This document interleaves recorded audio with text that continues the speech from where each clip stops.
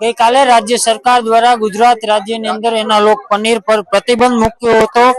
આ ગુજરાત છે તે ત્રીજું રાજ્ય છે કે જેમની અંદર આ પનીરનો પ્રતિબંધ છે તે મૂકવામાં આવ્યો છે। હું તમને અત્યારે લાતીકોટ શેરી નંબર 4 ની અંદર એક પેઢીના દ્રશ્યો બતાવી રહ્યો છું।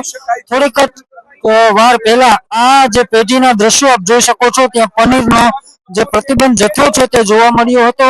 અગાઉ પણ 25 જૂનના રોજ આ પેઢીને ડુપ્લિકેટ પનીર બનાવતી હોવાના નામે રાજકોટ મહાનગરપાલિકાની આરોગ્ય શાખાની ટીમ દ્વારા આ પેઢીને સીલ કરવામાં આવી હતી। પરંતુ ફરી આજે ત્યાં પનીર બનતું હોવાના દ્રશ્યો છે તે સામે આવ્યા છે। અનેક પ્રશ્નો છે તે હાલ અત્યારે ઉઠી રહ્યા છે કે જો રાજ્ય સરકાર જે ડુપ્લિકેટ પનીર બની રહ્યું છે વનસ્પતિ દ્વારા, જે વનસ્પતિથી જે પનીર બનાવવામાં આવે છે તેના પર પ્રતિબંધ મુકાયો છે, છતાં પણ રાજકોટનું જે તંત્ર છે તે હાલ કેમ ઊંઘમાં જોવા મળી રહ્યું છે? કારણ કે આ જે ડુપ્લિકેટ પનીર બની રહ્યું છે તેના હિસાબે અનેક લોકો જે પનીર આરોગતા હોય છે તેના આરોગ્ય સાથે સીધા જ ચેડા છે તે થઈ રહ્યા છે। આ દ્રશ્યો આપ જોઈ શકો છો કે અગાઉ પણ આ પેઢી છે, આ ફોર્ચ્યુન પેઢી છે, તેમને 25 જૂનના રોજ રાજકોટ મહાનગરપાલિકાની ટીમ દ્વારા સીલ કરવામાં આવી હતી। પરંતુ આજે ફરી એક વખત એ પનીર બનાવતા એમના દ્રશ્યો છે તે સામે આવ્યા છે। ત્યારે હવે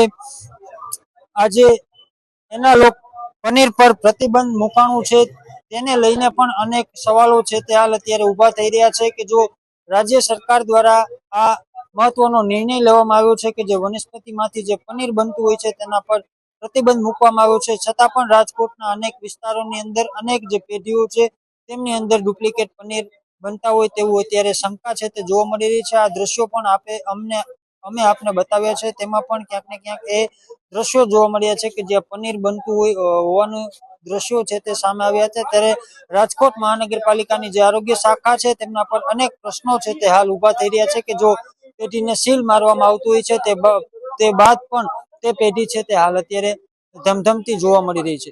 કેમેરા પર્સન પ્રદીપ પાઠક સાથે રાજેશ જોશી, BS19 ન્યૂઝ, રાજકોટ।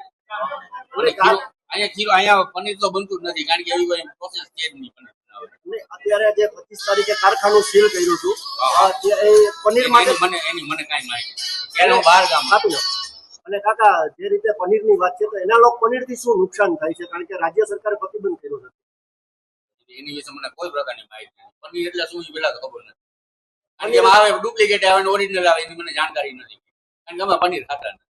અહીંયા પનીર બનાવો છો? ના, પનીર અહીં બનતું જ નથી। પેલા બનાવતા? ત્યારે હું અહીંયા આવ્યો 6 મહિના થયા ભગવાન, 6 મહિના પહેલા મને કોઈ પ્રકારની માહિતી નથી। 6 મહિના પહેલા હું બીજે જોબ પટાણું ખીરું બનાવું। કોર્પોરેશન વાળા તપાસ કરવા આવ્યા એના માટે તો માલિકને મળો, કારણ કે એની પાસે માહિતી હોય, એ મને કઈ કહે નહીં, એ માલિક છે। કારણ કે કોર્પોરેશન વાળા અમને માહિતી છે કે અહીંયા આવ્યા હતા ચેક કરવા, ત્યારે તમે હતા? હું હતો પણ પછી બીજે દિવસે હું રજા ઉપર ગયો હતો, ત્યારે મને એમ કીધું ત્યારે પનીર હતું? ત્યારે ખબર નહીં મને કઈ, એ તો કહું છું, કારણ કે પનીરનું ડિપાર્ટમેન્ટ આખું અલગ છે, હું ખીરું બનાવું। ડિપાર્ટમેન્ટ કઈ જગ્યાએ છે? આમાંનામાં જ છે, પણ મારું કામ આ છે, હું એમાં ક્યાંય ધ્યાન નથી। બીજા ડિપાર્ટમેન્ટમાં કયા પ્રકારનું પનીર બનાવો? બીજા પનીર બનતું જ નથી ભાઈ ભગવાન, અહીંયા પનીર અહીંયા બનતું જ 6 નથી। મહિના પહેલા પનીર તૈયાર લઈ આવીને ભગવાન 6 મહિનાથી હું અહીંયા આવ્યો છું, 6 મહિના પહેલા કહો છો કે અહીંયા પનીર જ નથી અને હવે કહો છો બીજા ડિપાર્ટમેન્ટમાં બને છે? અમારે બનતું નથી, અમારે અહીંયા પનીર બનતું જ નથી। તૈયાર લઈ આવીને વેચે છે એવું બની શકે, એના માટે માલિકને મળો, કારણ કે ત્યાંથી લઈ આવતા હું કરતા હોય મને કઈ ખબર કઈ કઈ પેઢી કઈ છે આવડી તમારી? ફોર્ચ્યુન અને માલિક કઈ જગ્યા છે? અરે હશે, એ આવશે 11 વાગ્યાની આસપાસ। તમને ખબર નથી સીલ કર્યું તો કોર્પોરેશને પનીર નાખી? ભાઈ માલિક છે એ થોડો મને કઈ વાત કરે, આમ થયું તો એમ થયું।